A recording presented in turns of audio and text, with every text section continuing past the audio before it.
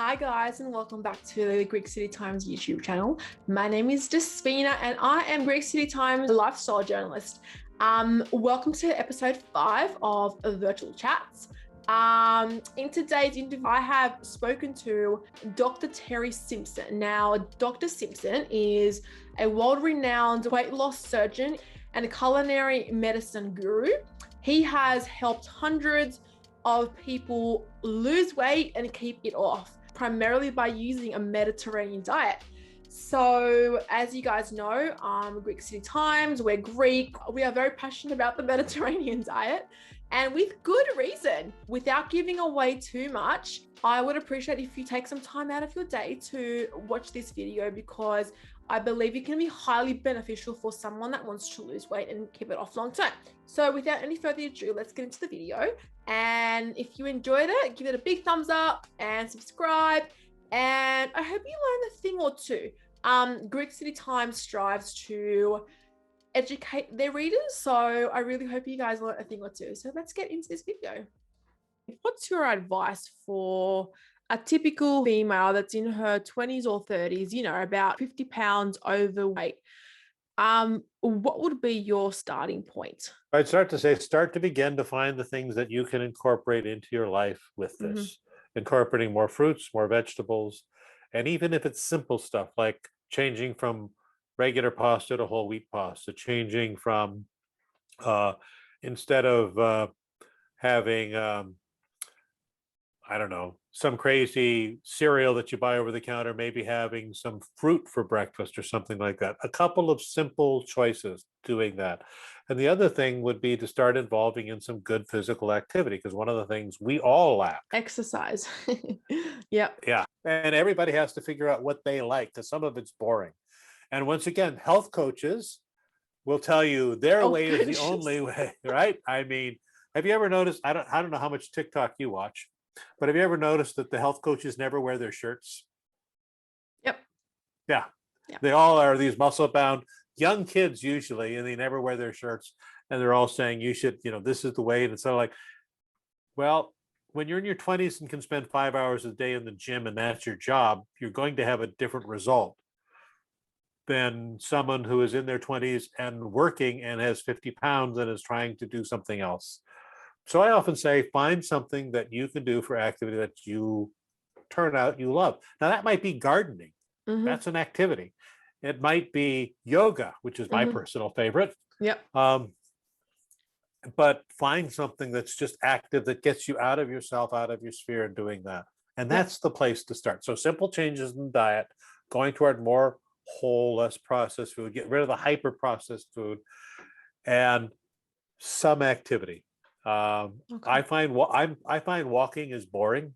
I just do, and I live in a beautiful part of the world. I mean, it's beautiful to walk around here. It's just boring to me. But I can sit in a hot, sweaty yoga studio all day and be very, very happy. I can't do it all day, but very happy after that. Yep. Wow. Okay. I feel as though the whole fitness industry is very kind of toxic. Like, I don't want to get into it too much, but you know, you've got people all over Instagram, TikTok, who are trying to push their agenda that you need to count, you know, calories and high protein and hitting the gym twice per day.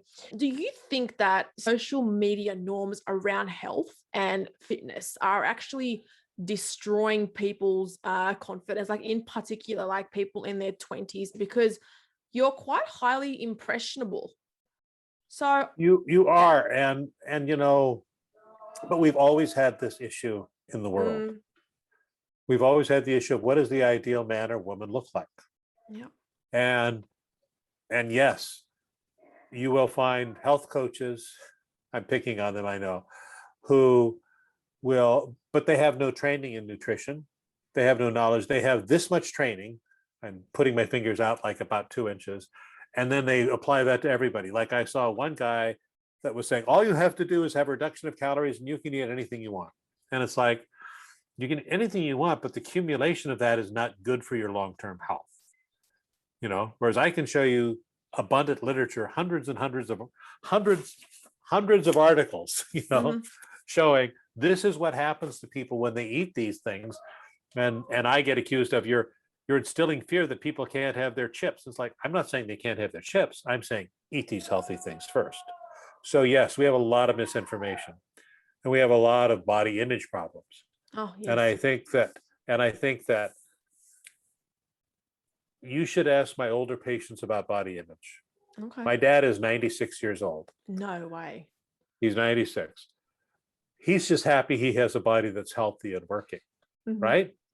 That's what counts. When you're healthy and working, it's fine. And if you go to a gym and overdo it, you can hurt yourself, right? You can, and if you start eating crap because you think I'm working out and I can eat this, you're going to hurt yourself.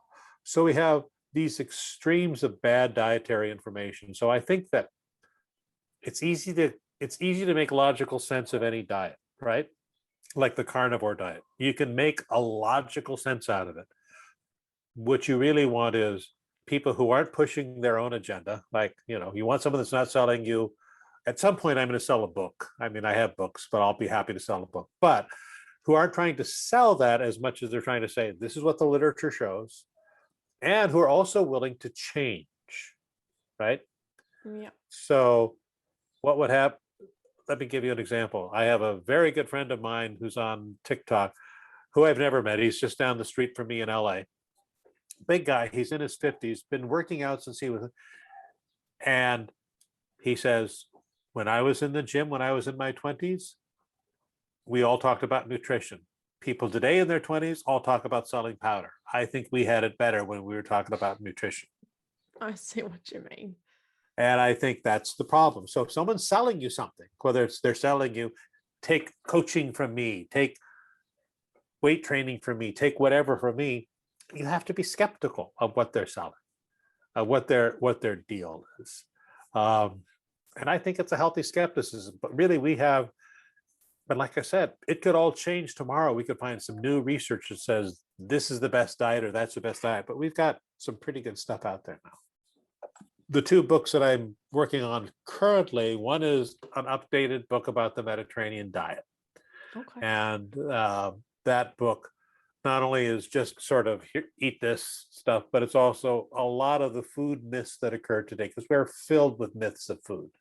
Tons of myths up there. Peanut butter is bad. It's like, well, it can be, or it can be a great nutrient. It's not, that's like saying anything is bad. And then the other book I'm working on is about a healthcare system in Alaska that I've been working on for a little while, that I'm involved with. So those are two current books that I'm working on, which my editors and publishers are always saying that I should spend less time on TikTok and more time writing, but TikTok is too much fun. All right. So where can people find your books online? Probably at Amazon or whatever things. They can probably find them there. But again, like I said, those are sort of a little dated at this point, and the newer ones, when they come out, will be a lot more updated. And I'm pretty sure that if you buy them, I make 50 cents on every book that you buy. So when it comes out, please buy 1 million of them, so I can make $500,000. But you never sell that many books. But the idea is to be able to have a good source of information for people out there. There's a lot of people trying to sell you stuff on there, and there's a lot of people on there with a notion, however good or bad, and then they'll stick with that notion. So it's hard to sort of separate that out. So it's kind of, but it's turned out to be, for me anyway, a good medium. And I think that people like the information perspective from science and nutritional literature, as opposed to the ice cream diet. I just made up the ice cream diet and this is good, and it's fun because I give some of the history of some diets too. So do you know what the first diet was that showed you could have good result with blood pressure and heart failure ever in the world? It was the rice and fruit diet. Now that drives keto. Yes, it was done in the 1940s. So in the 1940s, congestive heart failure secondary to hypertension, kidney disease, was a 6-month death sentence. So that's worse than pancreatic cancer is today. Okay, that's how bad it was. Our president, Franklin Delano Roosevelt, died of it in 1945. So these people had about a 6-month. So this guy by the name of Walter Kempner, who was an immigrant, was a Duke, and came up with this rice and fruit diet because he was a nephrologist, a kidney doctor, and wanted to not put stress on the kidneys, and found that people, when they adhered to this, lost tremendous amounts of weight, and they improved their diabetes, they improved their heart failure, they improved all these things. Now, some of them still died, some of them still got worse. I'm not advocating the rice and fruit diet, but it's an interesting bit of history because that was the first. And again, it drives keto people crazy because they say, oh, that's terrible. Their diabetes will get worse. And this is like, well, this is just what happened. The world doesn't work because you think you know how it works. It's different, you know? I didn't know that. That's amazing. Wow. Yeah. A rice and fruit diet. Yeah, and for a while it was the darling of Hollywood. So we had some Hollywood stars in the 60s. Comedian named Shecky Green was one. Another guy by the name of Lorne Michaels, who starred in a show called Bonanza. He went to, so they would go to these rice houses and they would spend, weeks there eating rice and fruit, which is, God, a boring diet. Again, it's not one we recommend today, but it's of historical interest. And it just shows that our notions about food and how the body works typically aren't as good as we think they are. You're right. Yeah, wow. Okay. So high intensity working out and frequently, is that kind of okay in the long term, or would you only suggest that for the short term? I think the data is unclear because everybody's a little different, right? So while you may have a body that works well for that, you may also have a body that doesn't. And you have to, A, be trained well in how you're doing it, because if you have a misalignment, you will be in trouble. 100%. B, you have to have the body that can do it. It's just like there are bodies of people who are great for marathon runners, right? And then there are people who try to become marathon runners and hurt themselves. So it's not for everybody. And the first key is find somebody who is going to spend the time with you, or pay somebody to spend the time with you, do it, and make sure you like it. Because if you don't like it, going to a gym when it's torture is just torture. I mean, there's so many things you can do out there with physical activity. I mean, let's say you decide you like rowing, you can, get a little canoe and go rowing around, or a kayak if you like that. If you like hiking, you can go hiking.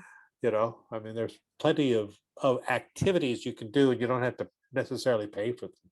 Yeah, that's a very good point. How do we tackle the obesity epidemic? Where do we start? I think that's a really tough question because we have two competing interests. One, we have to feed a hungry planet. We're going to have 9 billion people on the planet shortly. Yep, that's true. It's pretty hard to have whole foods for that many people. It just is, because growing them is not hard. Storing them is hard. So the reason we can feed a fifth of the world rice is because we can store it with white polished rice, but we remove, like the thiamine from it and a lot of the fiber from it. So we have to learn more about taking our processed foods and supplementing them, not with vitamins or weird supplements, but supplementing them with things that are packable, portable, and good. This is the problem they have in the space station. This is the problem that people had when they started leaving the old world and being out on ships for time. They had to learn what foods that they could eat to prevent things like scurvy or beriberi, and that's a big problem. So we have to redefine how we look at foods, and we have to convince the food companies to do the same. Now, some things they can't change, but some things they can. And we also have to be conscious, I think, of our sources of foods. Let me give you my 30-second vegan talk. I appreciate people who don't want to hurt animals, right? I mean, I have a dog. I love dogs. I wouldn't want to eat him. He might be tasty, but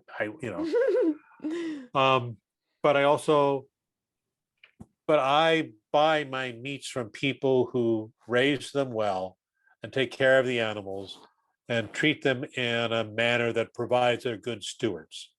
I do that, so I'm supporting that industry. If I were a vegan, I'm opting out of that market economy. Exactly. And so when we look at feeding a hungry planet and the obesity epidemic, we have to reward food companies that are going to say, instead of giving you this high caloric foods, we're going to change the content. We're going to try and put more fructoglycans in them. We're going to try and make them better for you, as opposed to make them better for us to sell and easier to process. And those are the companies, as they come up, we need to reward. I see. So you don't agree with veganism?